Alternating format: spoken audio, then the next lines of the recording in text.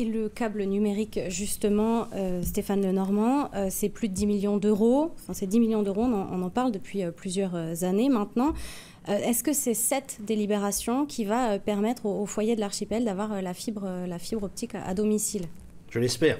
En tout cas, on élargit un peu l'offre avec cette fibre noire, qui est en fait là la location d'un tuyau. La société qui aura ce tuyau à disposition, qui lui offre énormément de possibilités. Il est évident que la journée où une quarantaine de foyers seront connectés à la fibre et bénéficieront de ce nouveau service, je pense que ça va faire un peu tache d'huile.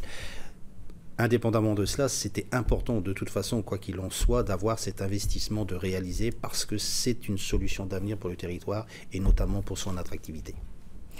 On va revenir également sur la bulle atlantique. Votre vice-président prônait donc la 14e stricte, mais également l'ouverture du territoire, notamment avec Terre-Neuve. Est-ce que c'est aussi votre position ? Est-ce que vous êtes d'accord avec cela ? Bien sûr, on est en contact régulièrement avec Terre-Neuve. C'est vrai que les provinces atlantiques ont établi cette bulle.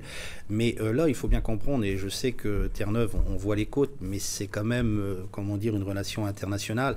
Et que les deux pays ne sont pas au même stade de l'épidémie, que l'on a à peu près 15 jours, 3 semaines de décalage avec le Canada. Donc on suit ça, parce que je l'ai dit, on a énormément de nos ressortissants qui veulent aller sur la péninsule de Burin. Mais on doit d'abord savoir ce qui va se passer en France le 10 juillet, et donc à Saint-Pierre-et-Miquelon, et voir aussi comment va évoluer la situation au Canada, puisque le président Trudeau, enfin le Premier ministre Justin Trudeau vient de confirmer aujourd'hui qu'il n'y aura pas d'échanges internationaux avant le 31 juillet minimum.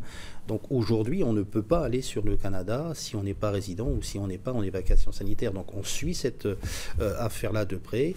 L'objectif, c'est que si les deux dispositifs vont à un moment donné être compatibles, qu'on puisse réouvrir, à tout le moins de permettre aux locaux d'aller sur Terre-Neuve et d'aller vérifier leur gazon, comme je l'ai entendu sur vos ondes.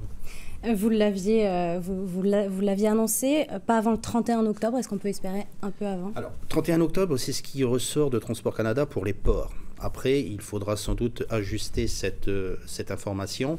Mais aujourd'hui, une chose est sûre, c'est qu'au 31 juillet, il n'y a pas de possibilité d'aller sur le Canada. M. Trudeau l'a encore confirmé aujourd'hui. Donc on attend cette échéance. Au 31 juillet, on verra quels seront les dispositifs d'ouverture progressive que décidera le Canada, en sachant qu'en plus au Canada, on a le fédéral et on a le provincial, ce qui complexifie parfois les échanges. Affaire à suivre donc. Affaire à suivre, on est sur le pont comme on dit. Merci Stéphane Lenormand d'avoir été notre invité ce soir.